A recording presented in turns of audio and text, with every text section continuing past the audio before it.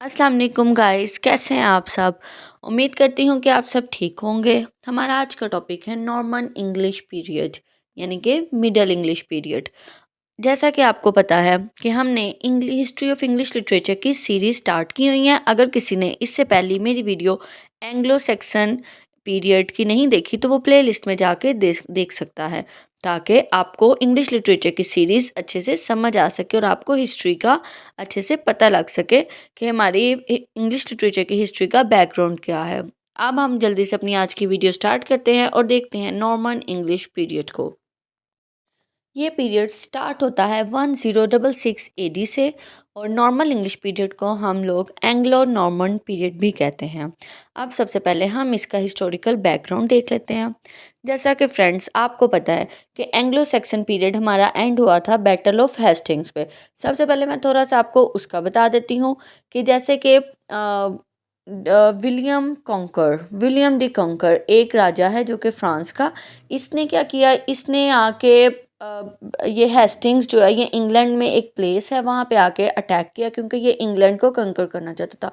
और उस टाइम पे जो उसका किंग था हॉर्लड किंग ऑफ हॉर्लड, वो वहाँ का एम्परर था और ये इसने उसको हरा दिया, जिसकी बिना पर इसका उस जगह पे कब्जा हो गया और ये उधर का बादशाह बन गया। और इस जैसे ही किंग हॉर्लड क्या की किल हुई या किंग हॉर्लड को इसने मार दिया, उधर ही एंग्लो सेक्सन पीरियड हमारा ख़त्म हो गया और एंग्लो नॉर्मन पीरियड स्टार्ट हो गया।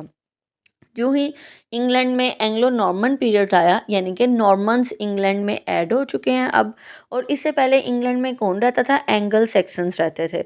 और वहाँ पे जैसा कि हमने अपनी पहली वीडियो में पढ़ा है, वहाँ पे उस टाइम पे उनका राज था, लेकिन अब वहाँ पे नॉर्मन्स आ गए और नॉर्मन्स के आने के बाद हर चीज़ वहाँ चेंज हो चुकी थी, क्योंकि नॉर्मन्स वहाँ पे फ्रेंच कल्चर को लेके आए थे, क्योंकि वो फ्रांस से आए थे। मिडल इंग्लिश पीरियड को मैं हमेशा से 3 पार्ट्स में डिवाइड करती हूँ। सबसे पहले बिफोर चौसर, फिर हम देखते हैं एज ऑफ चौसर और फिर एज ऑफ रिवाइवल। हम अपनी आज की वीडियो में सिर्फ बिफोर चौसर तक के पार्ट को कवर करेंगे कि चौसर के आने से पहले इंग्लैंड में क्या कुछ था, वहाँ पे कौन सा लिटरेचर था। Okay friends, the Normans brought. अब नॉर्मन्स जो हैं वो इंग्लैंड में आ चुके हैं। ये इंग्लैंड में क्या लाए हैं, ये इंग्लैंड में लाए हैं फ्रेंच लैंग्वेज। लेकिन बेसिकली ये लोग फ्रेंच के भी नहीं हैं। अगर हम इनका भी थोड़ा बैकग्राउंड देखें तो ये बेसिकली वाइकिंग्स हैं, यानी कि कोई ऐसे जिसे आप लुटेरे कह दें, जो मुख्तलिफ जगहों पे अटैक करते हैं और उन जगहों पे के लोगों को लूट लेते हैं। ये सबसे पहले ये लोग जब फ्रांस में इन्होंने इस तरह किया था, तो फ्रांस का जो राजा था वो थोड़ा तेज़ निकला। उसने कहा हमसे लड़ाई ना करो, हम तुम लोगों से लड़ाई नहीं कर सकते क्योंकि ये बहुत ब्रेव हैं, तो हम तुम लोगों को रहने की जगह दे देते हैं। इस बिना पर ये नॉर्मन्स इन्होंने नॉर्थ साइड इनको दे दी, जिस पे इनको नॉर्मन्स कहा जाता है। अब जब ये यहाँ आए तो ये यहाँ फ्रेंच लैंग्वेज लेके आए।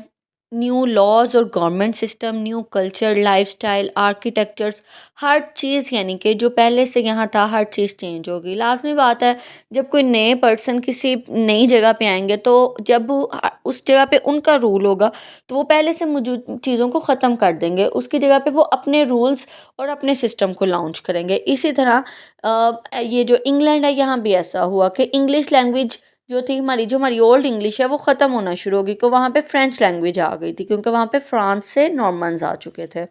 और वहाँ के लॉज, गवर्नमेंट और कल्चर, लाइफस्टाइल, हर चीज़ चेंज हो गई। तो इंग्लैंड जो चेंज्ड, अब क्या हुआ जी, England changed from an Anglo Saxon land to an Anglo Norman kingdoms, यानी कि वो अब एंग्लो नॉर्मन किंगडम बन चुकी थी।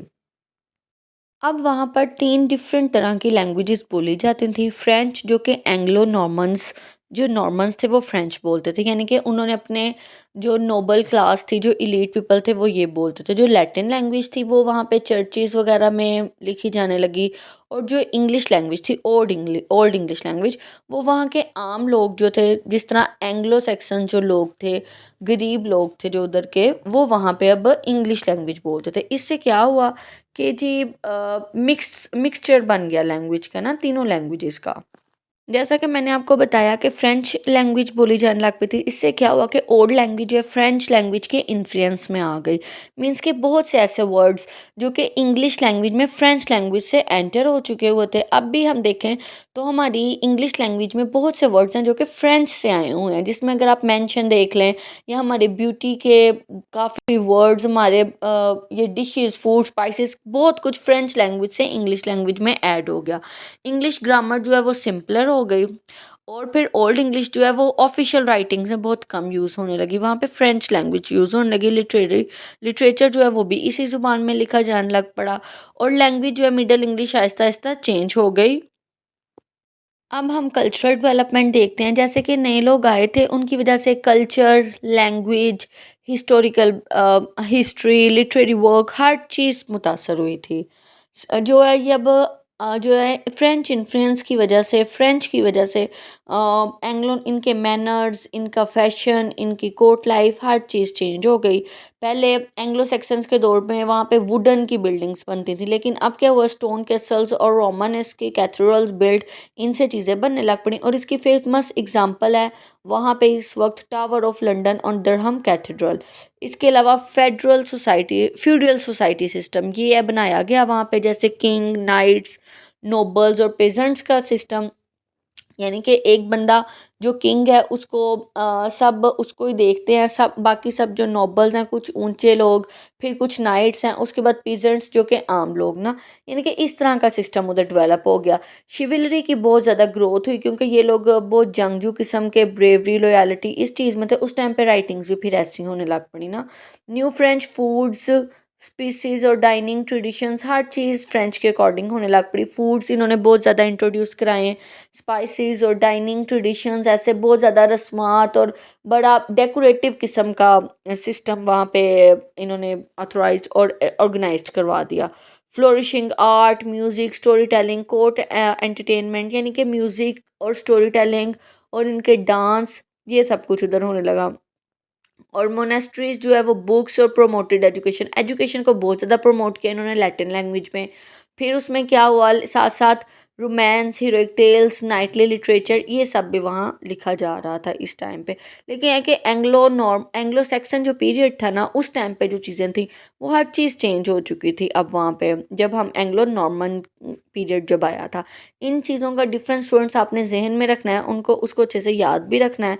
क्योंकि इस वजह से क्या होता है कि स्टूडेंट्स के मार्क्स डिडक्ट होते हैं जब स्टूडेंट्स इन चीज़ों को मिक्स कर देते हैं कि एंग्लो सेक्सन पीरियड जब था या जब एंग्लो नॉर्मन पीरियड था, तब कौन सी लैंग्वेजेस थी, कौन सा आर्ट था।